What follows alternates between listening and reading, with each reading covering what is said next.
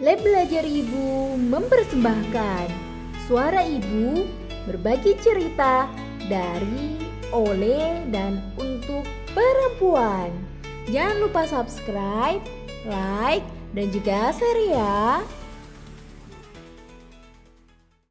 Assalamualaikum warahmatullahi wabarakatuh. Selamat pagi, selamat siang, selamat sore, atau mungkin selamat malam untuk busis dimanapun berada.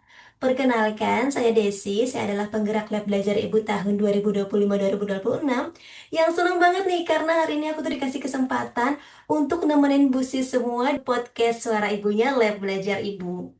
Nah, seperti biasa Bu Sis ya, kalau di podcast Suara Ibu itu kita bakalan ngobrolin yang seru-seru. Yang tentunya bakal ngobrolin sesuatu yang relate banget sama kehidupan Bu Sis semua. Nah, ada yang tahu nggak nih, kira-kira kita bakal ngomongin apa hari ini? Aku yakin banyak Bu Sis di luar sana yang juga pernah mengalaminya, melewati masa-masa flamingo era. Aku paham banget kok, kita setelah jadi ibu itu rasanya kayak energi kita tercurahkan ya untuk anak, untuk keluarga, sampai akhirnya kadang-kadang kita lupa apa yang kita sukai, apa yang ingin kita lakukan, bahkan mungkin sampai kita tuh tidak mengenal lagi diri kita sendiri. Padahal khusus ya, penting banget lah untuk kita tuh memberi ruang kepada diri kita sendiri untuk terus bertumbuh dan juga untuk mencari tahu apa yang kita sukai setelah jadi ibu dan tetap mengenal diri sendiri ya, walaupun memang ada masanya kita melewati flamingo era, nanti kemudian setelah melewati flamingo era kita bisa menjadi diri kita sendiri yang seutuhnya. Nah, ngomongin soal Flamingo Era nih, kebetulan hari ini aku juga bakalan ngundang dua narasumber busis yang sangat inspiratif, yang juga pernah melewati masa-masa sulit pencarian jati diri setelah jadi ibu, tapi sekarang mereka semua ini sudah menjalani perannya masing-masing dengan sangat bahagia. Langsung aja ya kita sambut narasumber kita, Mbak Iva dan Mbak Jelita. Halo Mbak Iva dan Mbak Jelita. Halo, Mbak Desi, Halo. apa kabar? Alhamdulillah baik. Kalau Mbak Iva dan Mbak Jelita gimana nih Mbak kabarnya? Aku alhamdulillah sehat di sini. Di sini juga baik, Mbak. Alhamdulillah semuanya kondisinya berangsur membaik ya. Oke, for your information ya Bu Sis ya. Jadi Mbak Hanifa dan Mbak Jelita ini dulu itu nggak saling kenal, tapi mereka dipertemukan di satu program yang sama. Salah satu program unggulannya Lab Belajar Ibu yaitu Bu Bella atau Ibu Pembelajar Bahagia. Nah, di tahun 2024 lalu, Bu Bella itu ngadain kelas Business and Mompreneurship untuk para ibu-ibu. Dan Mbak Iva waktu itu jadi mentornya dan Mbak Jelita jadi muridnya ya. Wah, seru banget kan? Nanti kita bakal dengerin POV perjalanan karir dari Mbak Iva dan Mbak Jelita. Kita akan berbagi cerita dengan Bu Sis semua di sini. Oke, kalau gitu aku mau ke Mbak Iva dulu ya Mbak Jelita ya. Bu Sis, Mbak Iva ini sekarang lagi tinggal di New Zealand loh, jauh banget. Ya gimana Mbak Iva New Zealand? Apa kabarnya New Zealand? New Zealand kita lagi summer di sini, Mbak. Jadi Oh, walaupun summernya nggak kayak di Jakarta atau di Indonesia ya, yang sampai 30 ya. something derajat, tapi di sini tuh walaupun cuma 26, 27 itu udah panas banget. Mungkin karena deket dengan matahari kali ya. Oh Jadi iya. ya lumayan lah kita mirip-mirip di Indonesia gitu. Jadi serasa di Indonesia ya, nggak dingin kayak Iya, iya, nggak kayak di kan kalau di negara bagian lain kan lagi musim dingin nih sekarang. Ternyata di New Zealand lagi musim iya, panas. Oke. betul. Kita agak berkebalikan dari negara-negara yang lain gitu. Oke, nah Bu Sis, Mbak Iva ini punya perjalanan karir yang unik banget loh. Jadi Mbak Iva ini tuh punya background di bidang psikologi, manajemen bencana. Tapi Mbak Iva ini juga punya bisnis, kemudian sekarang juga berkarir sebagai HR profesional, kemudian punya komunitas juga ya. Nanti mungkin Mbak Iva bisa jelasin sedikit tentang komunitasnya. Kemudian juga Mbak Iva sekarang juga seorang talent mapping practitioner. Waduh, keren banget itu bisa sampai ke semua itu tuh gimana sih Mbak perjalanan awalnya? Boleh dong Mbak Iva di-share? Iya, jadi aku tuh emang dari kecil hobinya sibuk. Jadi dari kecil itu aku udah diajarin sama orang tua kalau waktu itu sangat berharga dan gak akan bisa terulang lagi. Makanya kita harus memanfaatkan sebaik mungkin waktu yang kita punya dan setiap opportunity yang datang ke kita itu berarti adalah hal yang tidak boleh untuk dilewatkan. Itu berarti cara Allah untuk ngasih tahu kalau oh kita punya sesuatu yang bisa bermanfaat untuk orang lain. Nah, jadi waktu aku kuliah, dulu aku kuliah di Malaysia, aku suka fashion. Nah, kebetulan setiap aku jalan, setiap aku pakai baju something, itu tuh orang pasti nanya, ini belinya di mana? Nah, aku melihat opportunity itu tuh. Jadi sambil kuliah, aku jurusan psikologi, sambil kuliah aku jualan jilbab, ambil beli di Tanah Abang sampai bikin sendiri terus dikirim dijual sampai ke kita pameran ke Brunei, Singapura, sampai dikirim ke Dubai segala macam. Nah, dari situ tuh awalnya aku suka entrepreneurship. Dulu yang aku pikirin cuma aku happy kalau produk aku terjual, kalau produk aku disukain sama orang. Aku nggak mikirin apa namanya balik modalnya atau aku nggak mikirin itu uangnya nanti kemana karena pada kenyataannya juga aku masih dikasih sebenarnya sama orang tua gitu. Jadi waktu itu cuma sebatas experience aja. Sampai akhirnya aku balik ke Indonesia, dulu kita udah punya ratusan reseller tapi harus di cut off karena aku balik ke Indonesia dan di Indonesia ini pasarnya agak sulit karena banting-bantingan harga dan segala macam. Jadi aku beralih ke bisnis fashion yang lain, yaitu etnik. Nah, waktu itu aku sambil S2, ambil manajemen bencana, focusing di manajemen bencana psikologi. Jadi fokusnya tesisku tentang itu.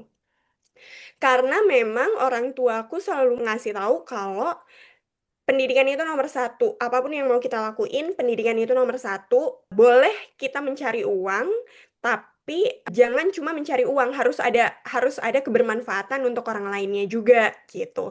Jadi aku setiap kuliah, setiap sekolah itu selalu ada organisasi dan karena aku suka jualan, jadi aku sambil jualan juga gitu. Dan itu setelah aku lulus kuliah, akhirnya aku fokus di bisnis baju Alif, namanya Alif Modestwear, yang bertemakan etnik. Kemudian suamiku waktu aku lagi hamil 7 bulan, suamiku dulu di Astra, terus aku hamil 7 bulan tiba-tiba beliaunya minta aku kayaknya pengen usaha aja deh. Bayangin hamil 7 bulan, terus suamiku tiba-tiba minta mau resign aja, mau bisnis. Which ya kita nggak punya apa-apa kan waktu itu kan. Ya udah akhirnya aku coba support. Akhirnya aku punya namanya Masa Lalu Cafe. Dalam 1,5 tahun kita punya 6 cabang waktu itu. Tapi karena COVID dan segala macam, akhirnya sekarang tinggal satu. Dan waktu aku berangkat ke New Zealand, itu udah di take over juga sama yang lain. Nah, di pertengahan COVID, itu aku menemukan apa ya, mempertanyakan hidupku tuh buat apa.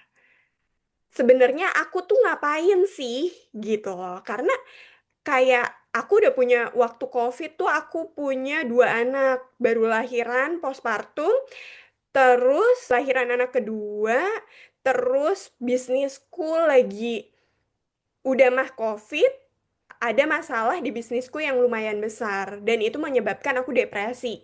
Nah, di depresi itu aku benar-benar 2 minggu nggak bisa ngapa-ngapain, terus aku mempertanyakan segala macam, mempertanyakan keberadaanku di dunia ini dan segala macam. Terus sampai akhirnya aku ketemu talent mapping dan itu benar-benar ngubah hidupku banget dan gimana cara aku melihat hidup ini, diriku sendiri, dan gimana hubungan aku dengan keluarga gitu. Nah, dari situ aku akhirnya tahu apa yang mau aku lakuin dan kemudian aku melihat, oh ternyata banyak ibu-ibu yang merasakan hal yang sama sama yang aku rasakan. Yang tadinya mungkin sibuk, yang tadinya jadi perannya banyak, terus tiba-tiba harus di rumah aja, atau kehilangan peran, seperti kehilangan dirinya sendiri. atau shifting karir, shifting peran gitu. Itu kan nggak mudah dan dulu nggak ada yang ngajarin aku, nggak ada temen untuk aku sharing karena waktu itu aku duluan nikah dibanding teman-teman aku. Jadi mereka juga nggak relate gitu sama apa yang aku rasain. Makanya akhirnya aku buka deh sadar bakat untuk fokusnya sih untuk ibu-ibu ya, untuk menemukan kembali jati dirinya. Tapi banyak juga yang couple, baik juga yang anak-anak untuk menemukan karir path-nya. Gitu. Terus akhirnya aku pindah ke New Zealand, aku ke New Zealand di of course kalau misalnya kita tadinya jadi apa di negara kita terus kita pindah ke negara lain itu kan nggak mungkin langsung jadi something yang sama seperti waktu kita di negara itu ya tanpa adanya background education yang di negara tersebut gitu. Akhirnya aku jadi online supervisor dulu tuh sambil talent mapping juga dari jauh di sini. Terus alhamdulillah dalam waktu 1 tahunan aku dipromot jadi tim experience specialist which is itu HR-nya lah gitu. Jadi sekarang aku part-time di experience specialist itu terus sama sambil sadar bakat itu juga terus dikembangkan dan diusahakan gitu. Ah, luar biasa banget ternyata Mbak Iva tuh udah menjalani ups and downs-nya kehidupan Iya, bisnis sampai akhirnya sekarang ada di titik ini ya Mbak ya. Iya, panjang banget alhamdulillah. Mbak perjalanannya ya. Panjang Iya, Mbak. iya, iya. Jadi sekarang Kayaknya Alhamdulillah ya. bisa di survive aja New tuh udah Zealand kayak berarti wow ya. pekerjaan gitu. Kenapa Mbak? Maaf. Iya, bisa survive aja tuh kayaknya udah luar biasa gitu ya, udah Iya, kayak bisa iya menjalani benar, semua itu. benar. Nggak kebayang sih, dulu nggak kebayang banget gitu. Oke, makasih Mbak Iva udah sedikit kasih tahu ke kita semua nih tentang perjalanannya Mbak Iva. Sekarang saya izin mau ke Mbak Jelita dulu ya. Mbak Jelita, aku boleh nggak manggilnya Mbak Jelly aja? Biar nggak Boleh terlalu Mbak, panjang gitu ya. Oke. tapi bukan ragar ya Mbak. Oh iya, bukan jelly makanan kok, bukan. Oke, Mbak Jelita nih. Buses perlu tahu banget loh, karena Mbak Jelita ini dulu waktu di Gubela 2024 itu ya, jadi best student loh, keren banget. Mbak Jelita juga kabarnya nih sempat ya ada di posisi di mana Mbak Jelita itu seperti kehilangan jati diri, kemudian mencari-cari kembali apa yang ingin Mbak Jelly lakukan, apa yang jadi tujuan Mbak Jelis sampai akhirnya tuh sekarang mulai bisa menemukan kembali jati diri Mbak Jelita. Mungkin Mbak Jeli bisa cerita sedikit tentang kehidupan Mbak Jeli sekaligus kenalan juga sama busis semua ya Mbak Jeli. Oke, silakan Mbak Jeli. Baik, terima kasih kesempatannya Mbak Desi.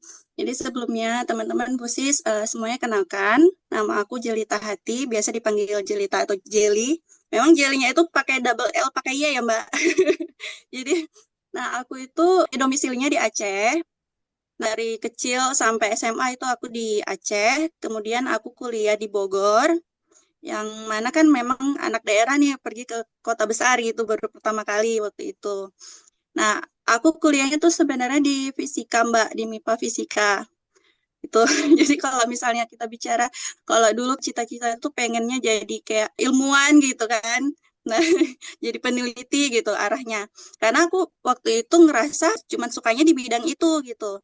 Nggak berani benar-benar nge-explore bidang yang lain gitu. Kayak ya udah deh pasrah waktu itu. Akhirnya ya kuliah di situ. Tapi seiring dengan berjalannya waktu, jadi ketemu banyak orang, terus ya namanya kita dari daerah ke kota kan pasti beda ya perubahan-perubahannya itu. Punya apa, jumpa banyak tantangan gitu kan.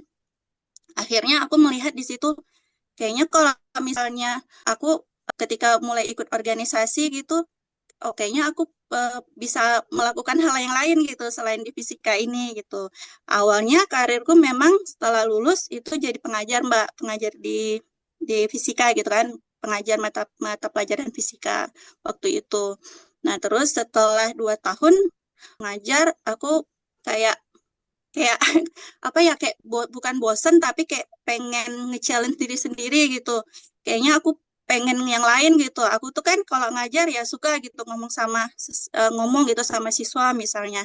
Nah, aku suka tapi ketika aku mikir kayaknya aku maunya nggak tentang fisikanya gitu. Akhirnya aku coba deh ngelamar pekerjaan yang lain gitu. Nah, aku keterima di pekerjaannya di salah satu badan pemerintah Terus aku bertahan di situ selama beberapa tahun, 3 atau 4 tahun gitu. Nah, puncaknya Mbak, puncaknya itu di COVID nih justru Mbak. Gitu. Jadi, nah saat COVID itu kan aku kebetulan di masa akan menjadi seorang ibu gitu. Nah, kebetulan karena ada perbedaan peraturan juga, akhirnya di situ aku resign dari pekerjaanku yang terakhir. Terus ya udah kan, keduduk nih Mbak di rumah ya, namanya menanti kelahiran buah hati, terus malah bengong di rumah gitu, kayak jumpa tembok, tembok, tembok gitu kan. Nah, yang biasanya dari pagi sampai malam ada kegiatan terus itu benar-benar full, kadang Sabtu Minggu itu di kantor.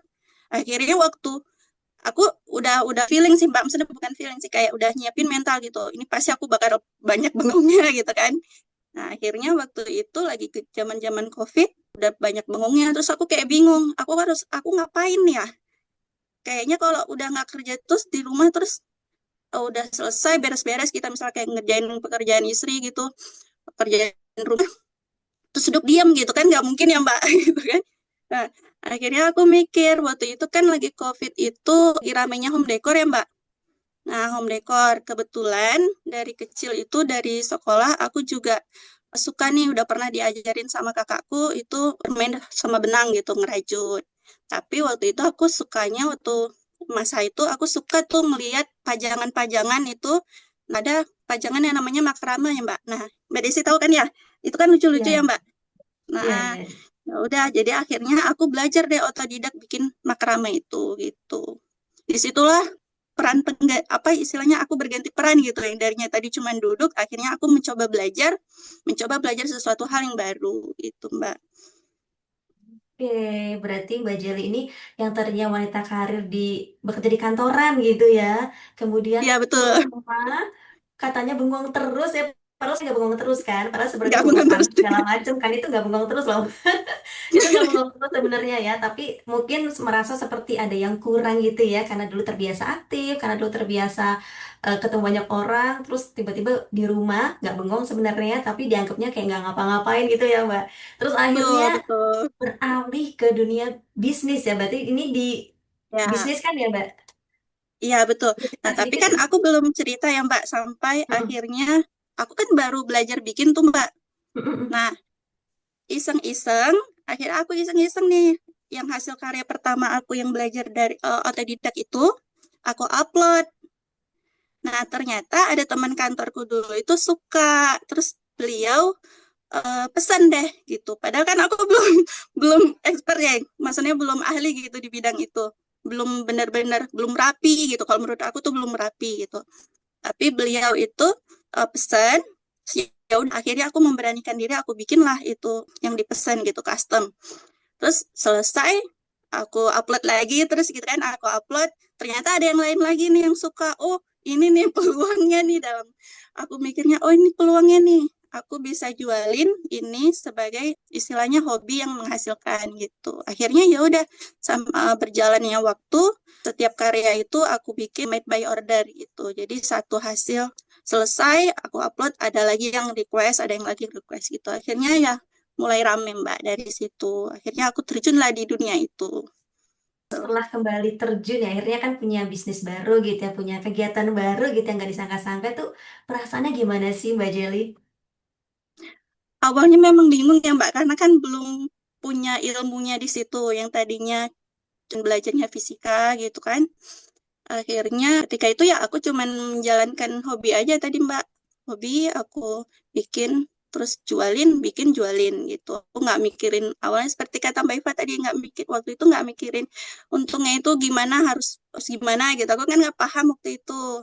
Nah barulah akhirnya waktu anakku mulai masuk sekolah itu anakku belajar, aku kayaknya harus belajar juga gitu. Disinilah aku menemukan Bu Bella Mbak.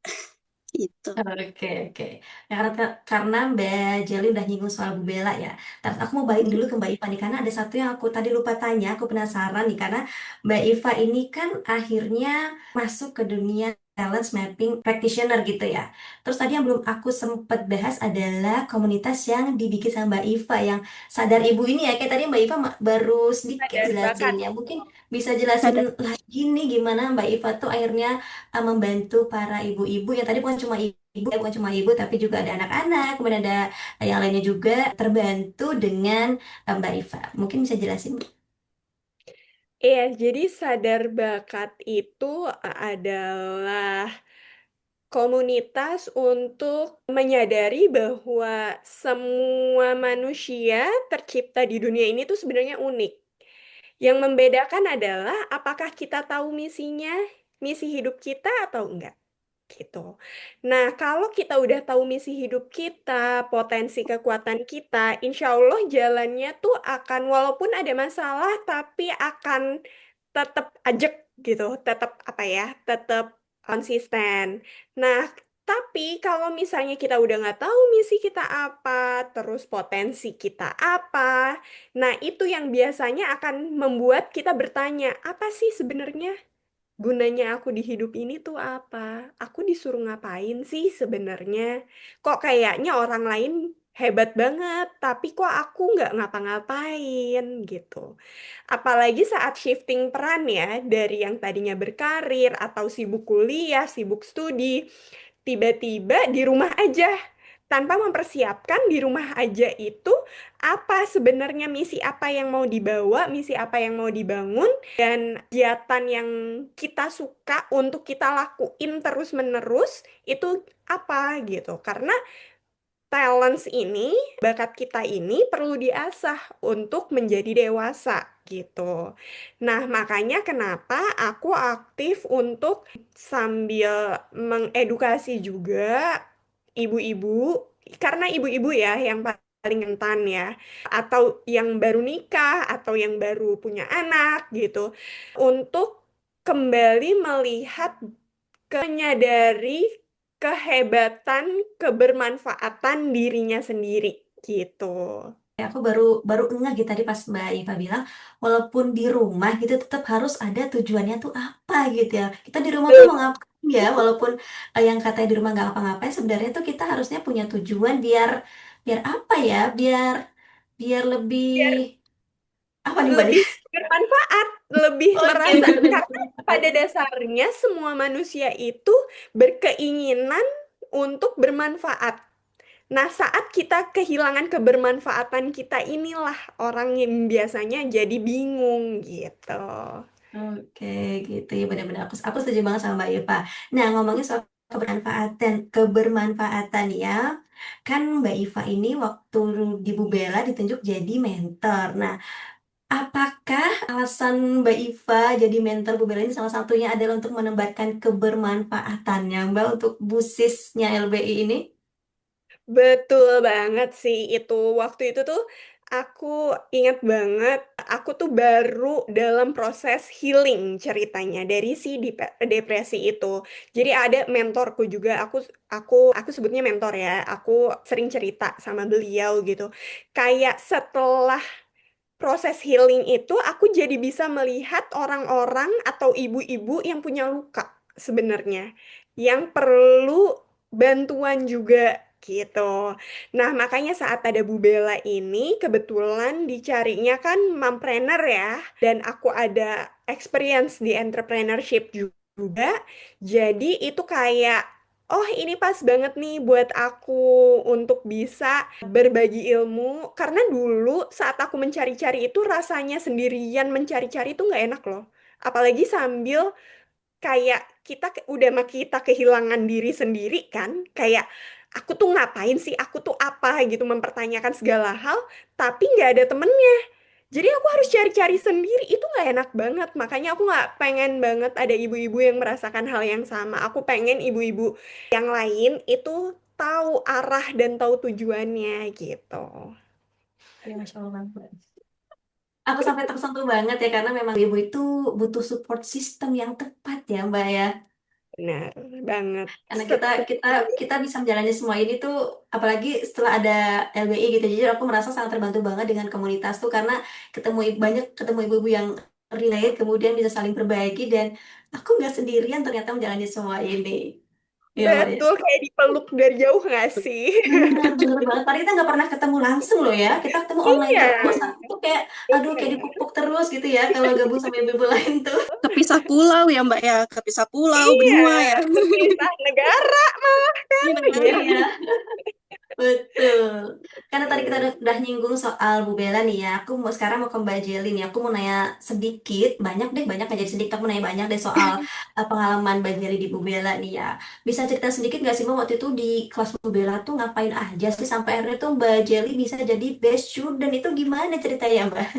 Silakan Mbak Jelly. Ini udah setelah aku mau ikut kelas kan tadi, jadi di Bu Bella itu ikut kelas Business and Mompreneurship. Jadi anak aku sebagai studentnya, waktu itu tuh kan karena tadi anakku udah sekolah, terus aku mau sekolah juga nih, tapi kan nggak mau sekolah yang karena aku udah lama nggak belajar, aku pengennya yang aku kayaknya belajar apa gitu kan. Nah, karena tadinya aku ngejalanin bisnis itu cuman ya usaha kecil-kecilan aja, oh kayaknya aku perlu belajar ini nih, belajar tentang ilmu bisnis gitu. Waktu itu tuh sebenarnya aku belum nyari-nyari sih Mbak, aku tuh buka Instagram, terus lihat nggak tahu nih apa Bu Bella Cenayang atau gimana algoritma itu membawa aku langsung lihat iya. Nah, aku langsung lihat story-nya Lab Belajar Ibu waktu itu repostan Bu Bella, ada tuh coming soon kelas ini gitu. Nah, aku langsung nggak mikir panjang sih karena ini dari Lab Belajar Ibu dan memang udah apa istilahnya relate gitu ya dengan ibu-ibu ini pasti udah dirancang sesuai dengan keperluan ibu-ibu gitu kan. Ya udah aku langsung reply terus aku tanya langsung gitu ini kapan kelasnya gitu. Nah, akhirnya aku ikutlah itu kelas Bu Bellanya. Ternyata kelas ini tuh dirancang benar-benar sesuai dengan harapan aku gitu, sesuai ekspektasi. Kenapa? Karena kelasnya kan fleksibel ya Mbak, online gitu kan. Jadi kita itu dikasih belajarnya itu 7 minggu. 1 minggu itu ada materi yang dikirim gitu di awal pekan. Nah, itu kita bebas aksesnya mau belajarnya kapan gitu. Mungkin sambil setelah tidurin anak atau mungkin anak sekolah gitu. Terus bisa kita nonton berulang-ulang gitu. Ya, akhirnya aku cobalah untuk ngikutin ritme itu. Di awal pekan aku nonton videonya, materinya yang diberikan. Itu ada mentor-mentor, ada narasumber juga, termasuk Mbak Iva ya.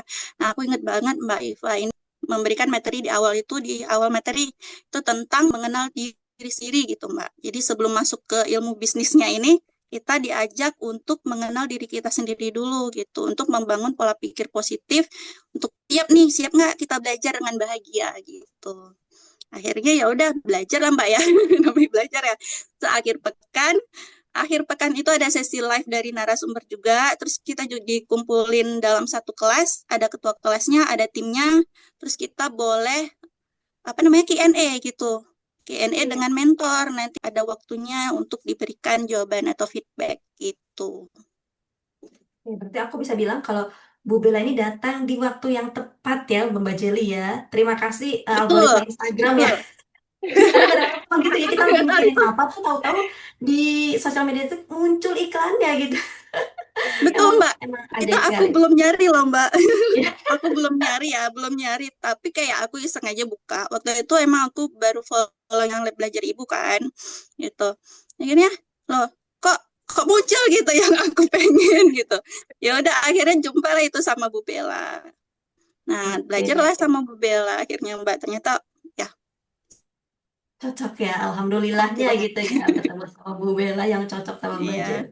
Nah, terus kalau di kelasnya itu sendiri tuh susah nggak sih Mbak?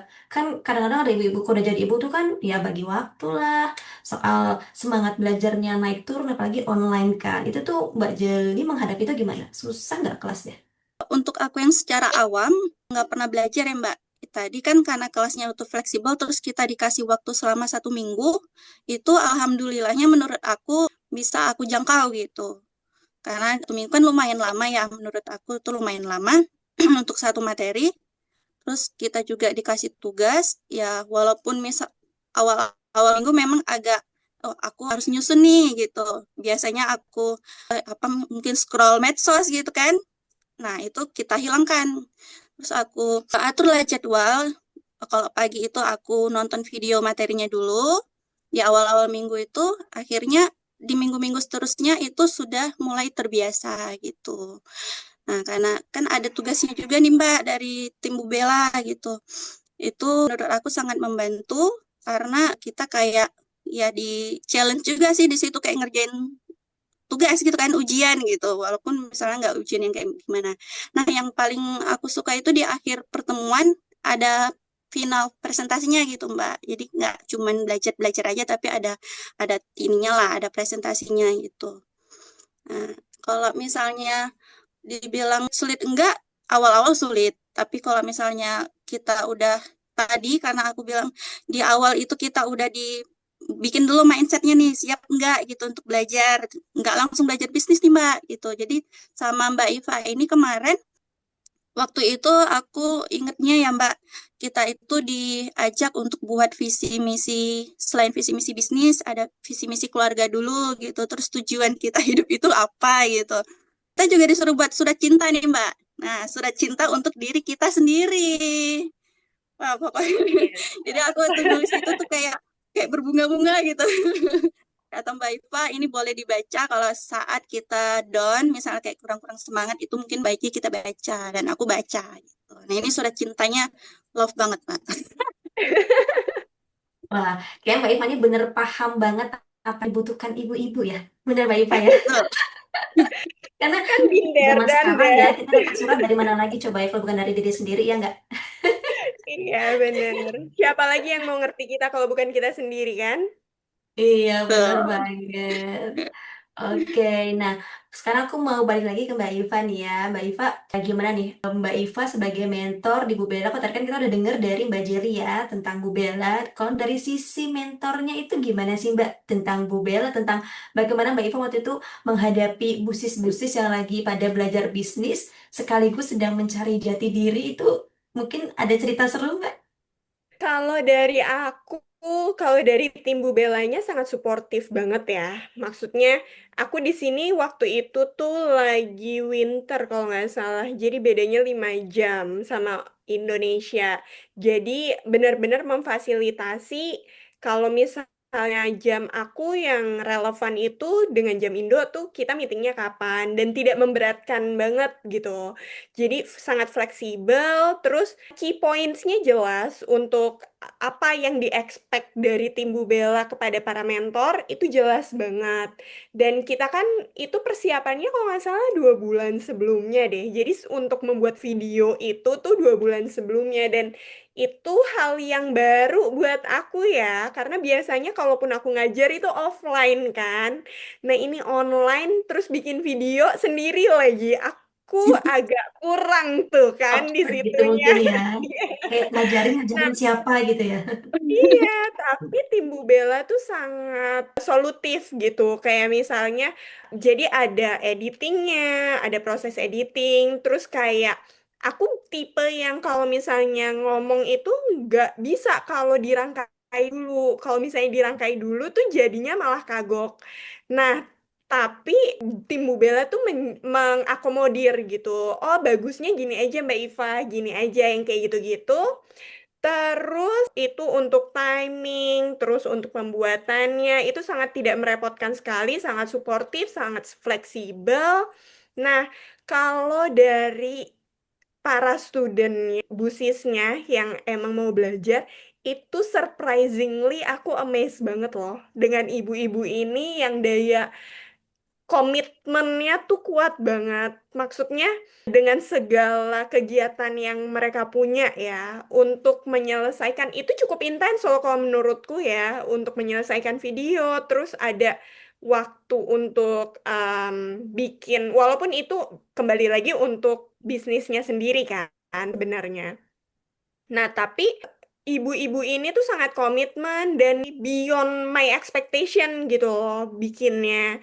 Jadi niat banget bikinnya. Oh, satu hal yang aku notice dari tim LBI, khususnya tim Bu Bella ya, itu sangat niat. Aku pernah ada di organisasi internasional yang isinya tuh psikolog-psikolog handal. Terus aku pernah juga di organisasi-organisasi lain lah yang Islami dan apa segala macam.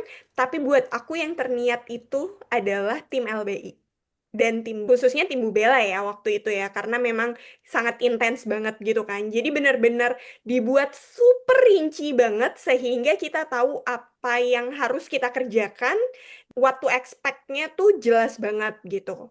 Terus dari ya pasti untuk ibu-ibu ini pasti adalah yang apa namanya ngedengerin tapi masih belum jelas juga gitu, dan para busisnya tuh nggak malu gitu untuk bilang kalau aku belum tahu, tolong jelasin lagi dong. Nah, itu tuh sesuatu hal yang aku sangat suka ya, dan mereka sangat suportif banget dengan satu dan yang lainnya gitu.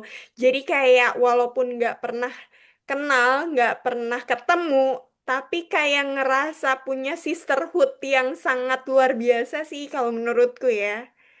Gitu. Jadi justru aku banyak belajar banget dari para busis waktu itu ya, gitu. Setuju sih Mbak, setuju bener. Soalnya kan kita kayak agak lola gitu ya, bukan lola maksudnya kayak baca ini kan kayak loading dulu, oh gini gitu. Terus kita bisa baca lagi. Terus nah dari mentor itu kan benar-benar ngebantu gitu. Kalau misalnya kita bingung, ya tadi ada sisi Q&A-nya itu.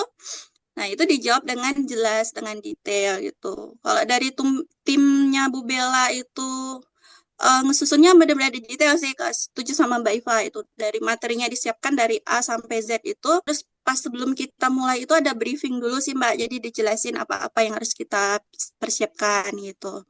Nah, itu menurut aku benar-benar sih kalau mentor, kalau kita bicara tentang mentor ya, Mbak.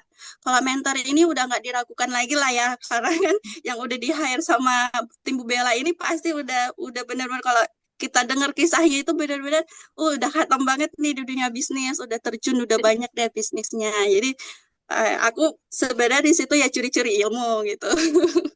Harus dicuri ya Mbak ilmunya diserap gitu sebanyak-banyaknya. Iya, bener. Oke, nah setelah Bu Bella berlalu gitu ya, untuk Mbak Iva sebagai mentor, kemudian Mbak Jali sebagai murid, kira-kira ada nggak sih perubahan yang terasa gitu ya dari sebelum dan setelah ikutan Bu Bella? Mangga siapa dulu nih yang mau jawab? Kalau bagi aku sendiri pribadi, untuk secara umum itu, aku kan setelah belajar bisnis itu yang nggak pernah belajar sama sekali, itu jadi lebih paham gitu alur-alur yang harus dilalui sebenarnya untuk berbisnis, nggak cuman kayak kita jual terus suka jual gitu udah kan. Nah, tapi yang aku pelajari di situ gimana kita bisa membranding, terus gimana mungkin untuk apa namanya strategi-strateginya gitu. Terus kita harus tahu itu perhitungan-perhitungan keuangannya ya, keuntungannya ibu-ibu kan suka nih ngitung-ngitung ya. Bagian duit itu ya, bagian itu duit yang suka. materi yang paling aku suka sih sebenarnya Mbak. Oke, Karena oke. aku suka tuh sama data dan angka itu aku suka. Paling berkesan bukan berkesan sih. Jadi waktu berjalannya materi kelas itu aku sempat ubah logo brandnya aku gitu. Nah, merubah karena waktu pertama aku bikin itu ya cuman nggak mikirin selaras atau enggak gitu dengan apa kan. Nah, tapi setelah aku pelajari oh kita memang harus punya tujuan gini-gini, aku ubah gitu. Aku sempat ubah, akhirnya sekarang ya udah serk gitu sama logo yang sekarang. Nah, itu. Terus setelahnya itu habis aku ngerombak-ngerombak ya. Sekarang walaupun misalnya lagi off, tapi aku memang lagi pelajari skill-skill yang baru gitu, Mbak, untuk bisa mendukung bisnis yang sebelumnya gitu. Nah, mungkin kalau dibilang gimana pengaruhnya ya, menurut aku benar-benar itu ilmu ya, namanya ilmu itu pasti kita harus apa namanya, memang harus melekat di hati kita juga. Nah, itu menjadi modal penting sih buat aku, tuh Mbak. Terima kasih Mbak Jeli. Mbak Iva, mungkin? Kalau aku itu jadi pengingat ya buat aku kalau oh ternyata ilmuku yang sedikit ini tuh juga bisa bermanfaat loh buat yang lain. Kita nggak pernah tahu gimana dampaknya kita sharing. Mungkin kalau buat aku sih itu ilmuku cetek banget ya, dan masih masih jauh lah, dan masih masih banyak yang perlu diimprove lagi gitu. Dan melihat semangatnya para busis untuk belajar dan komitmennya itu tuh mengingatkan lagi ke aku kalau wah, aku nggak boleh kalah nih. Aku harus terus bertumbuh dan belajar gitu. Karena setiap harinya itu pasti ada upgrade ya, baik itu inovasi digital, digitalisasi, terus produknya juga harus upgrade dengan keadaan yang kayak gitu-gitu kan. Nah, itu membuat aku merasa kalau oh aku nggak sendiri, aku bukan cuma aku bukan sendirian mompreneur di sini gitu. Aku nggak berjuang sendirian, ada ibu-ibu lain juga yang lagi berjuang gitu. Ya, aku senang banget denger denger dari cerita Mbak Iva dan Mbak Jelly itu benar-benar apa ya? Oh, aku jadi ngerasa oh aku juga kayak gitu nih, ternyata aku nggak sendirian, Bu Sisi di luar sana juga kayak gitu, dan ternyata ada banyak solusinya ya. Salah satunya adalah dengan ikutan cari tahu bakat kita apa, atau mungkin ikut Hmm. kelas ya kayak yang Mbak Jali lakukan gitu ya. Jadi kita bisa bisa apa ya, bisa memulai kembali sesuatu yang mungkin awalnya kita ragu, kemudian kita merasa mungkin minder juga karena kayaknya kan kalau jadi ibu kan kayak yang lain udah pada maju, kita mah kayak tadi Mbak Jali ngomongnya kita bengong di rumah, padahal mah nggak bengong gitu kan ya. Kayak Iya, jalan di makanya tempat gitu, Mbak. iya iya iya iya benar benar benar. Nah, karena aku pun yakin ya, gitu. Karena aku juga pernah merasakan di posisi itu gitu ya, pernah bingung juga mau kemana, mau ngapain, terus mungkin dari segi waktu juga terbatas gitu kan ya. Tapi aku tuh selalu yakin bahwa ada sesuatu hal dalam diri aku tuh yang sebenarnya apa istilahnya kayak mungkin kelebihan aku setelah jadi ibu gitu ya. Nah, kalau menurut Mbak Iva dan Jelly sendiri itu apa sih kekuatan tersembunyi yang sebenarnya itu dimiliki ibu-ibu gitu? Atau mungkin kekuatan tersembunyi yang Mbak Iva dan Mbak Jelly yang baru ketahuan gitu setelah jadi ibu tuh ada nggak sih? Aku coba ya. Jadi eh, dulu itu sebelum jadi ibu, aku punya ketakutan karena aku jujur nggak suka anak kecil. Jadi bayangin ya, aku nggak suka anak kecil, terus karena anak kecil tuh aku nggak suka sesuatu yang unexpected gitu loh. Nah, anak Hmm. kecil itu kan super unexpected ya. Wah. Mereka mau apa, kita nggak tahu sebenarnya mereka mau apa. Mereka cuma bisa nangis. Dan buat aku irritated gitu dengan itu sebenarnya. Itu ketakutan terbesar aku. Nah, tapi saat talent mapping, itu terlihat kalau aku punya empati. Empati itu salah satu bakat loh. Mungkin banyak yang nggak sadar kalau empati itu salah satu bakat. Nah, tinggal gimana cara kita membuat bakat itu bermanfaat. Gimana cara kita memaksimalkan bakat tersebut sehingga itu menjadi bermanfaat gitu. Nah, saat anakku akhirnya aku punya bakat empati dan aku punya bakat komen. Komen itu adalah orang yang nggak suka sama sesuatu yang apa ya, yang abstrak, yang kalau misalnya alurnya nggak jelas, aturan tata caranya nggak jelas, itu aku akan ambil alih gitu. Jadi kalau dalam bentuk ininya tuh terlihat kalau aku tuh galak biasanya. Galak atau tegas gitu. Jadi, pola asuhku dengan suamiku itu akan sangat berbeda. Karena suamiku tipe yang fleksibel. Sedangkan aku yang ngikutin perasaan dan sangat tegas gitu. Jadi aku gampang kalau misalnya nih mereka minta permen aja. Satu hari satu ya permennya, aku bilang gitu. Nah, suamiku tipe yang nggak ada aturannya, maksudnya ya udah kasih kasih aja gitu kan. Nah, itu hal sekecil itu aja tuh bisa bikin aku irritated, bisa bikin aku marah ke suamiku karena ini loh kita tuh ada aturannya untuk biar anaknya tuh bisa bersabar, bisa apa namanya ada bargainingnya, mereka bisa tahu apa prioritasnya, kenapa nggak boleh, kenapa nggak, yang kayak gitu gitulah. Nah, di talent mapping itu akhirnya aku sadar, aku sempat tes berdua gitu dan sempat dibacakan berdua, bisa couple ya talent mapping itu. Jadi kita bisa tahu kelebihan kita apa, kekurangan kita apa, dan gimana cara mensiasatinya. Ini yang menurutku orang-orang tuh belum paham apa sih sebenarnya potensi yang ada di dirinya. Tadinya aku suka dengerin orang, makanya kenapa aku jadi psikolog sebenarnya. Kenapa aku ambil psikologi? Karena aku suka dengerin orang dan ternyata aku punya bakat empati.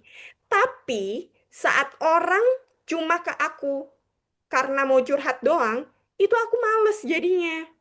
Kayak bayangin sehari mungkin ada 10 orang yang nelpon aku cuma mau curhat. Tapi bukan profesional gitu kan. Kan jadinya males ya. Kok kayak gue dimanfaatin banget sih gitu kan misalnya gitu kan. Nah, tapi saat aku tahu talent mapping, oh ternyata itu bakatnya aja belum didewasain. Aku belum tahu gimana cara mengelola si bakat tersebut gitu. Nah, ini yang akhirnya menjadi penting untuk sadar bahwa oh kita punya bakat dan bagaimana cara membuat itu menjadi maksimal sehingga bisa bermanfaat untuk orang banyak dan tidak melukai diri kita sendiri. Gitu. Paham sih, kayaknya aku paham deh kenapa orang-orang suka curhat sama Mbak Iva. Karena Mbak Iva tuh kalau ngomong tuh adem, terus kayaknya enak diajak curhat Mbak ya. Makasih banget loh. Oke, makasih Mbak Iva. Kalau gitu sekarang kita lanjut ke Mbak Jelly nih. Menurut Mbak Jelly sendiri, apa sih kekuatan tersembunyi Mbak Jelly atau mungkin juga yang dirasakan sama ibu-ibu lainnya tuh kira-kira apa sih Mbak? Kalau dari aku sih Mbak, jadi kan karena aku belum pernah nih ikut talent mapping sebelumnya. Nah, di Bubela ini kayak bonus sih menurut aku. Jadi ikut kelas Bubela bonus ya, ada talent mappingnya gitu. Jadi kalau di aku dulu tuh aku kayak ngerasa yang nggak pernah mau keluar dari zona nyaman gitu. Nggak suka tuh apa ya kayak takut nerima tantangan. Nggak suka dulu tuh nggak suka sama sekali gitu. Ya udahlah, aku ikut kayak air ngalir gitu. Dulu konsepnya kayak gitu ya, Mbak. Nah, tapi karena kenapa? Aku mikirnya kayak, aku ragu-ragu, bener nggak sih aku suka di situ gitu? Bener nggak sih? Sebenarnya aku ada suka di A gitu, tapi bener nggak gitu? Aku bisa nggak gitu? Jadi ketika aku mau melangkah ke situ, aku ragu-ragu gitu, nggak percaya. Nah, tapi setelah ikut talent mapping kemarin ternyata dari potensi kekuatannya itu beneran ada gitu. Memang aku di situ hasilnya itu adalah memang pertama aku tuh memang suka sama data dan angka Mbak. Terus memang kata perfeksionis gitu kan. Nah, terus aku memang suka sama hal-hal yang baru kayak bikin-bikin yang unik-unik tuh aku suka. Ternyata emang benar gitu. Yang selama ini aku ragu-raguin, ternyata memang itu kekuatan aku. Terus yang aku sukanya itu kita juga tahu potensi kelemahan di mana ternyata ketika aku pernah nih punya pengalaman nih. Jadi waktu kerja dulu ya Mbak, waktu di kantor dulu tuh aku pernah dipercaya untuk dia apa pegawai bukan pegawainya sih. Jadi kayak yang membantu gitu kan. Ya yang membantu untuk di kantor untuk tambahan karena kita ada buka untuk yang dibantu di daerah gitu. Kan perlu orang nih Mbak. Nah, aku dipercaya itu untuk menyeleksi gitu. Ternyata di situ tuh aku memang kayak nggak bakat itu kayak aku nggak paham nih aku harus nyeleksi apa gitu, apa yang harus aku lihat dari diri seseorang itu gitu. Jadi ternyata ke sini aku baru tahu ya aku memang gak cocok di situ, aku nggak cocok jadi selektor gitu, aku nggak cocok tuh jadi HRD gitu. Nah akhirnya aku baru paham nih, oh bener ya ternyata yang dulu aku nggak bisa itu memang itu adanya gitu. Setelah ikut talent mapping akhirnya aku jadi kayak lebih berani aja sih Mbak nerima tantangan gitu kayak gini kan ini menurut aku ini adalah sebuah tantangan juga gitu untuk aku bisa berani berani lagi di depan orang banyak gitu itu sebuah tantangan bagi aku. Jadi terus aku berani untuk keluar dari zona nyaman. Yang dulunya malu mungkin jangan sampai malu-maluin. Nah, sekarang agak lebih berani gitu. Lebih berani. Bukan Lebih malu-maluin ya, percaya bukan ya? diri. Yang penting jangan malu-maluin. Iya, iya, iya. Gitu. Oke, Mbak Jarita, Mbak Iva, kan perjalanan karirnya tuh lumayan ya dari A, B, C, D sampai akhirnya sekarang ada di sini gitu tuh. Sebenarnya titik mana sih yang bikin Mbak Jelly dan Mbak Iva ini tuh, oh kayaknya aku tuh emang cocoknya di sini gitu. Apakah benar-benar melalui talent mapping itu atau memang ya ada satu titik di mana aku ya udahlah aku emang mau jalannya di sini aja gitu. Itu gimana Mbak? Mungkin Mbak Jelly dulu sekalian Mbak. Ya, kalau misalnya dari aku sih tadi ketika aku jalanin aku nyaman gitu ya Mbak. Nyaman terus kayak nggak jadi beban. Terus kayak ya ketika aku dapat masalah misalnya gitu kayak ya nggak terbawa terbawa perasaan gitu maksudnya nggak yang sedih berlarut-larut. Nah menurut aku ketika aku bisa survive di situ itu artinya ya aku cocok di situ gitu. Jadi ketika aku memang bisa akhirnya ya aku jalanin yang aku suka terus aku bisa di situ menurut aku bisa aku yakin aku bisa jalan terus maju terus ke depan, nah itu akan aku jalanin gitu Mbak. Ya, jadi nyaman dulu ya, nyaman ngerjainnya, terus kayaknya mungkin apa ya, istilahnya berani gitu, berani untuk menjalaninya. Karena kadang-kadang kan kalau bisnis gitu misalnya, kadang-kadang ada orang yang oh nyoba gagal, terus aduh udah deh, ini mah nggak cocok di aku langsung gitu kan suka ada ya. Tapi Ya, kalau betul, misalnya betul, Mbak betul. Jelly mungkin sempat ada downnya, terus nyoba bangun lagi, berjalan-berjalan dengan segala likunya sampai akhirnya benar-benar terasa nyaman dan pengen belajar terus gitu ya. Makanya Mbak Jelly yakin, oh aku nih emang di sini gitu. Bener nggak Mbak? Iya, betul. Soalnya kan kayak ya walaupun memang kita jalanin bisnis kayak sekarang aku kan lagi nggak pengen, bukan nggak pengen, lagi bilang nggak pengen, lagi nggak bikin tuh apa makramenya misalnya, tapi aku lagi belajar untuk hal yang lain gitu. Aku lagi belajar menjahit, Mbak. Jadi aku coba skill yang Masih baru relate lah ya, menjahit. masih Iya, mirip-mirip. nah untuk nantinya untuk aku gabungkan gitu di bisnis yang sebelumnya gitu. Jadi ya aku belajar satu-satu sih Mbak, belajar satu-satu senyamannya aku, sebisanya aku.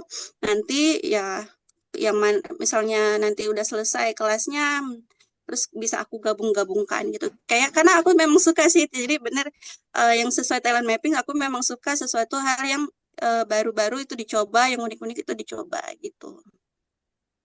Iya, makasih Mbak Jelly penjelasannya. Sekarang giliran Mbak Iva nih. Gimana Mbak Iva sampai akhirnya nih, aduh udah mah aku cocok di sini gitu. Cocok jadi HR profesional ke atau jadi talent mapping practitioner atau mungkin nanti Mbak Iva mau balik lagi ke mendalami bisnis lagi gitu. Buka usaha apa lagi nih Mbak Iva kira-kira? Silakan Mbak Iva. Jadi ya titik baliknya itu sebenarnya pas COVID ya. Post COVID, terus aku dikhianatin sama employee aku, staff-staff aku, mereka mereka ngambil uang kafe gitu ya. Dan itu lumayan besar karena aku merasa mereka itu adalah adik-adik aku gitu. Nah, itu pelajaran berharga banget buat aku sehingga akhirnya aku mempertanyakan kan. Aku mempertanyakan, terus aku ketemu talent mapping dan memang kalau kita mengerjakan sesuatu sesuai bakat kita, itu ada 4 intinya. Yang pertama adalah kita easy melakukannya. Kita gampang ngelakuinnya. Mungkin buat kayak tadi Mbak Jelly, untuk memilih orang itu susah. Tapi buat aku itu gampang gitu. Dan kita enjoy ngelakuinnya. Nah, kalau enjoy itu berarti nggak ada beban. Aku melakukannya iya capek-capek karena kita bekerja ya wajar. Tapi kalau misalnya sampai ke bawah mimpi, karena dulu aku sampai ke bawah mimpi, by the way, apa namanya pas yang ada masalah di bisnisku itu aku sampai ke bawah mimpi. Terus nggak sehat lah pola hidupnya. Terus berarti kan aku nggak enjoy kan di situ kan. Terus, easy, enjoy, expert. Kita akan berusaha gimana caranya untuk menjadi expert di bidangnya. Ya, dengan kayak Mbak Jelita tadi. Oh, kayaknya aku pengen belajar menjahit. Ya udah, aku belajar gitu. Oh, aku pengen bikin bisnis ini. Ya udah belajar di Bu Bella gitu. Nah, itu salah satu ciri tuh. Kalau kita memang into something yang sesuai gitu. Nah, setelah expert, baru deh kita bisa earning. Earning itu ya berarti ada sesuatu yang kita dapat dari situ. Baik itu perasaan puas, baik itu penghargaan. Penghargaan itu bisa macam-macam ya, dari orang, dari suatu company, atau bisa dari uang yang kita dapat gitu. Terus baru kita akan merasa, oh ini sesuai dengan kita gitu. Nah, waktu hasil talent mapping itu sebenarnya yang menjadi masalah adalah aku bukan cuma ngerjain HR-nya, tapi juga finance-nya. Nah, kebalikan dari Mbak Jelly yang kalau ngitung-ngitung uang itu suka, aku nggak suka banget. Ternyata itu membebani banget buat aku. Sampai aku mimpi, suamiku tuh bilang, kamu semalam kenapa sih? Aku bilang, Ai, aku manggil dia Ai. Ai itu supplier itu udah dibayar belum ya? Aku lupa deh. Itu jam 2 pagi loh. Aku ngebangunin suamiku, Ai, aku lupa deh supplier ini udah dibayar belum ya? Terus aku buka laptop. Bayangin gimana nggak sehat banget kan? Karena memang itu terbebani buat aku. Aku terbebani dengan itu. Apakah aku bisa melakukan tugas itu dengan baik? Bisa, bisa. Dengan buktinya company-nya grow kan, berarti secara finansial itu stable kan. Tapi masalahnya adalah aku terbebani dengan itu karena itu tidak sesuai dengan bakat aku dan aku merasa itu hanya tanggung jawab aku aja gitu. Aku melakukan itu hanya rutinitas jadinya gitu. Sehingga akhirnya makanya kenapa saat aku di awal di sini masuk jadi online shopping dulu ya, jadi online supervisor dulu. Nah, itu aku mencari bakat-bakat apa yang bisa aku asah di online supervisor ini. Oh, aku suka komunikasi. Jadi aku suka komunikasi dengan orang, makanya bisa ketemu banyak orang. FYI, di New Zealand ini kan lebih banyakan dombanya ya daripada manusianya. Makanya Serius, di Mbak? awal bener dombanya 5 juta. Dombanya 50 juta kalau nggak salah. Pokoknya 10 kali lipat daripada manusianya. Manusianya tuh cuma 5 juta, Mbak. Oh, jauh banget loh itu. Jauh banget. Makanya di awal aku datang itu jam 5 sore udah nggak ada orang di jalan, Mbak. Stres Oh, banget aku. Kayak, ah, aku orangnya tuh nggak bisa banget nggak ketemu orang dan nggak ngomong gitu kan. Makanya kenapa akhirnya aku mencari kerjaan yang, oh aku bisa berkomunikasi dengan orang gitu. Terus komunikasi, terus aku suka mengorganisir sesuatu, aku suka apa namanya mendelegasikan tugas, melihat orang itu by strength-nya mereka tuh apa. Jadi aku mendelegasikan tugas itu sesuai dengan strength-nya mereka gitu. Nah, makanya aku aktif juga untuk sharing-sharing keilmuan gitu karena aku suka gitu. Jadi yang tadinya aku kekeh, aku harus bisa nih jadi single entrepreneur misalnya gitu. Tapi aku jadi sadar diri, oh ternyata aku memang butuh orang lain. Kalau emang aku mau di entrepreneur, aku harus punya seseorang yang memang mengerjakan hal-hal yang menjadi bakat lemah buat aku gitu. Nah, terus akhirnya aku buka sadar bakat makanya gitu. Karena itu emang aku banget dan emang aku happy banget deh di situ gitu. Gitu, Mbak. oke. Nah, Mbak Iva ini kan udah sering berhadapan dengan orang ya, karena Mbak Iva senang banget berkomunikasi sama orang gitu, apalagi ibu-ibu juga.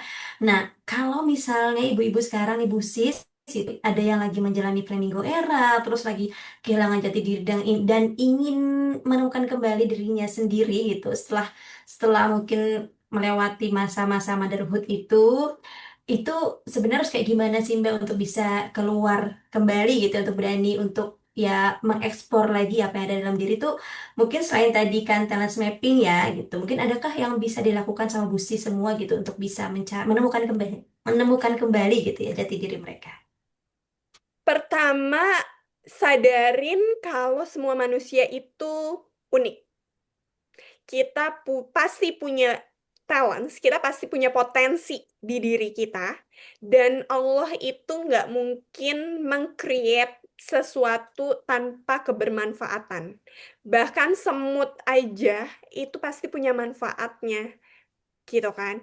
Jadi apalagi kita manusia yang ibaratnya makhluk yang almost perfect gitu ya. Sadari itu dulu, kemudian cari support system yang memang bisa mengerti kita kayak lab belajar ibu itu support system yang sangat baik ya kalau menurutku karena even kalau pengalaman aku ya even orang tuaku mungkin nggak paham aku tuh sebenarnya butuh apa gitu setelah setelah masa postpartum gitu ya karena zaman dulu dengan zaman sekarang itu sudah berbeda eranya gitu.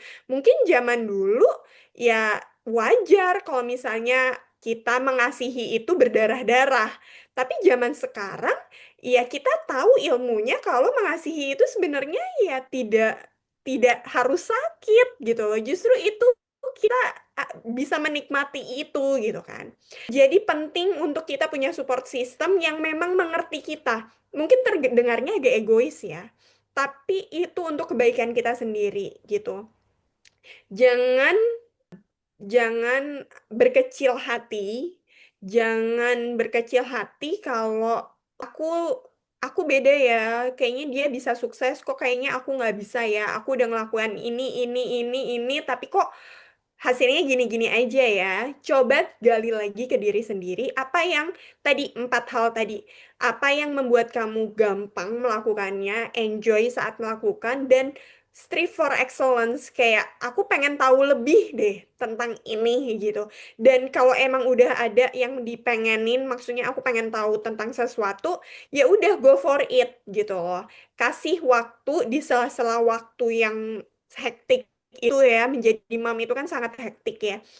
Terus jangan mengukur sesuatu itu dari materialnya aja gitu. Tapi lihat bahwa perkembangan, ibaratnya satu step aja itu matters loh. Jadi jangan mengukur kecepatan kita dengan kecepatan orang lain karena pasti berbeda. Experience, history kita dengan orang lain itu pasti berbeda. Jadi kita harus tahu diri, lihat potensi kita apa, terus yang kita bawa juga beda kan, beban yang kita bawa juga beda. Kita lihat lagi kalau emang bisanya belajar sehari 1 jam, ya udah, it's okay, nggak apa-apa, it matters anyway gitu loh. Kayak kayak itu sesuatu hal yang kemajuan juga gitu loh. Kalau misalnya cuma bisa 10 menit ya nggak apa-apa, lakuin gitu. Dan coba untuk komunikasikan dengan suami karena gimana pun suami kita itu adalah support system utama harusnya gitu. Jadi memang sharing, jangan malu untuk bilang kalau kok kayaknya aku ngerasa nggak mampu ya, kok kayaknya aku merasa harus dibantu ya gitu. Itu harus diutarakan. Kita harus bilang juga, oh aku punya mimpi begini. Untuk menggapai mimpi itu begini. Aku tahu mungkin sekarang agak kayak nggak mungkin gitu loh. Tapi mungkin dalam 1 atau 2 tahun ke depan masih bisa gitu. Coba dong gimana caranya. Komunikasikan aja gitu.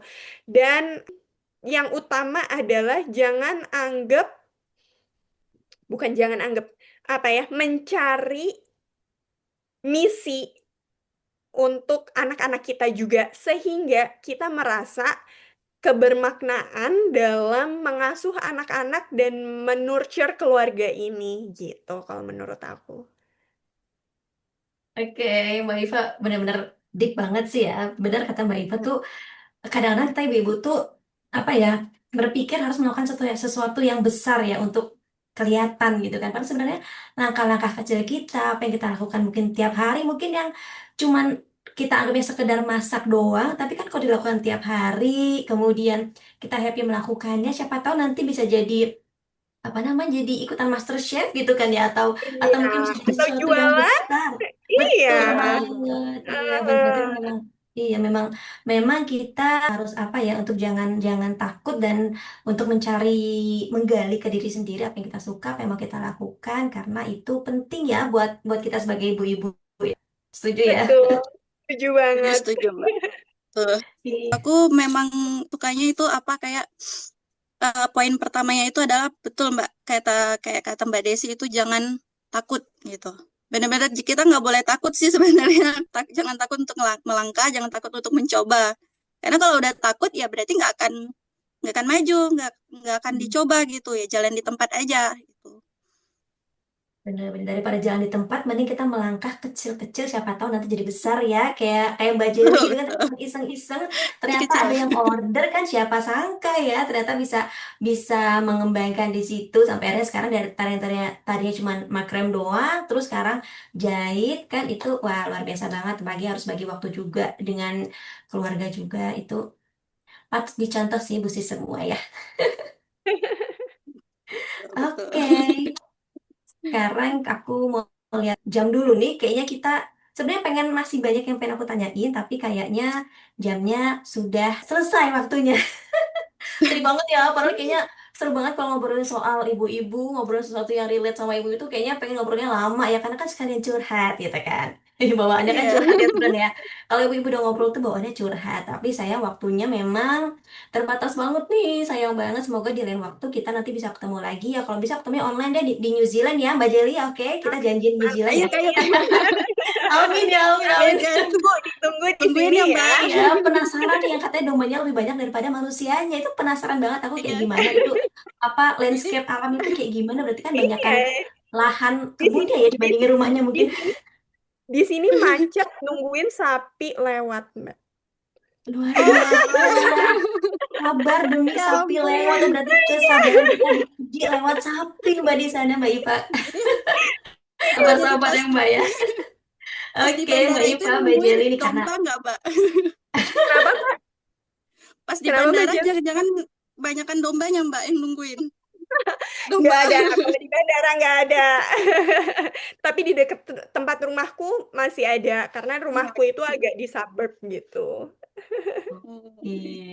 Wow, Nah, seru-seru. sebelum sebelum aku tutup nih ya, sebelum aku tutup podcast hari ini, seru banget sih sebenarnya, tapi memang harus ditutup ya. Aku mau minta Mbak Iva dan Mbak Jelly untuk ngasih ini dong, ngasih pesan dan kasih semangat buat busis semua yang mungkin sekarang lagi menjalani Flamingo Era atau mungkin sedang mencari jati diri kembali gitu ya Mbak. Silakan Mbak Iva, Mbak Jelly bisa dong kasih semangatnya ya buat busis semua gitu. Kalau dari Silakan. aku, kalau dari aku mungkin ya namanya kita jalanin hidup udah pasti ada naik turunnya.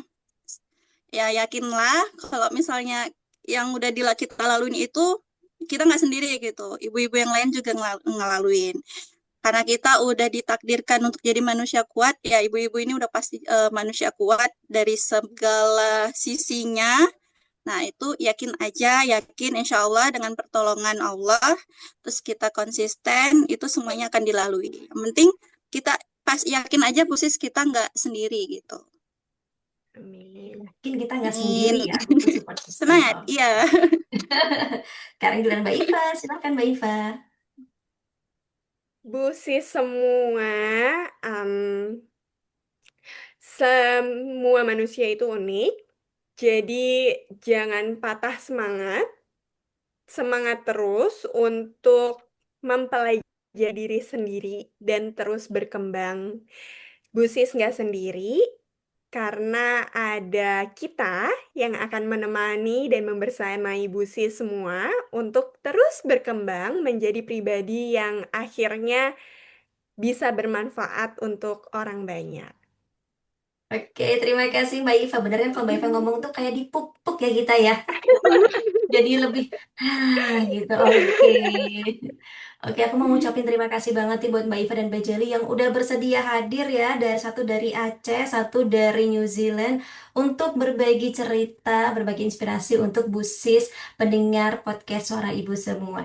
Nah, kalau busis ini pengen kenal lebih dekat dengan Mbak Iva dan Mbak Jelly, boleh nggak sih kalau busis follow Instagramnya Mbak Iva dan Mbak Jelly?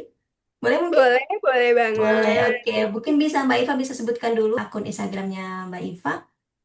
Akun Instagramku @ivahanifah. Sama At boleh Iva. follow juga kali ya. Iva Hanifahnya itu IFAAHANIFAH. Nah, untuk yang sadar bakatnya juga boleh kali ya. Udah dong. Itu ada di @sadarbakat.id. Oke. Jadi bisa Oke. ngobrol-ngobrol kita di situ. Tuh, Bu Sis, saya udah dikasih izin ya sama Mbak Iva ya, yang mau ngobrol, tanya-tanya seputar talent mapping, boleh banget ke Mbak Iva, DM Mbak Iva langsung di Instagramnya Boleh. atau ke sadarbakat.id itu. Terbatas. Sekarang Mbak Jeli, Mbak. Instagramnya Oke. Mbak Jeli apa Mbak? Kalau aku H huruf H T J L Y T A HTJLYTH. JLYTA. Kalau untuk akun bisnisnya itu @sheji.id, SHEJI.id. SHE. E Ulangi lagi Mbak. E. SHEJI. SHEJI. Oh, JI. Sheji. Ya, dot Oke. Sheji dot ada belakangnya ID. atau ID. SHEJI? Ya. Oh.id. Oke, itu ya Bu Sis ya sudah dikasih izin sama Mbak Jeli dan Mbak Iva udah ngasih izin nih untuk Bu Sis yang mau kenalan lebih jauh sama Mbak Iva dan Mbak Jeli. Kalau Mbak Iva itu ada di @ifa Hanifah dan @sadarbakat.id. Kalau Mbak Jeli ini ada di @htjelita ya jelita @sheji.id. Oke, seru banget obrolan antara mentor Bu Bella dan best studentnya Bu Bella. Nah, sekarang Bu Sis semua, aku juga mau ngingetin ya.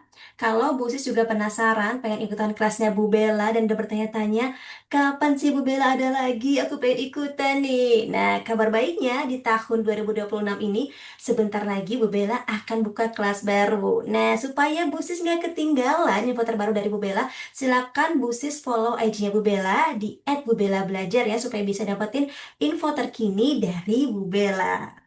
Sekali lagi aku mau ngucapin terima kasih ke Mbak Iva dan Mbak Jelly, juga Bu Sis semua yang sudah dengerin podcast Suara Ibu. Semoga bisa ngasihin banyak inspirasi, juga semangat baru nih khususnya untuk Bu Sis yang sedang menjalani Flamingo Era dan mencari kembali jati diri. Kita ketemu lagi ya di episode lainnya, mungkin sama Mbak Iva atau Mbak Jelly atau yang lainnya lagi ya. Oke, apa gitu saya Desi Wistia pamit dari episode Suara Ibu, Lab Belajar Ibu, tempat berbagai ilmu, inspirasi, dan cerita dari, oleh, dan untuk perempuan. Assalamualaikum warahmatullahi wabarakatuh. Bye-bye, Mbak Iva dan Mbak Jelita. Terima kasih. Terima kasih. Warahmatullahi wabarakatuh.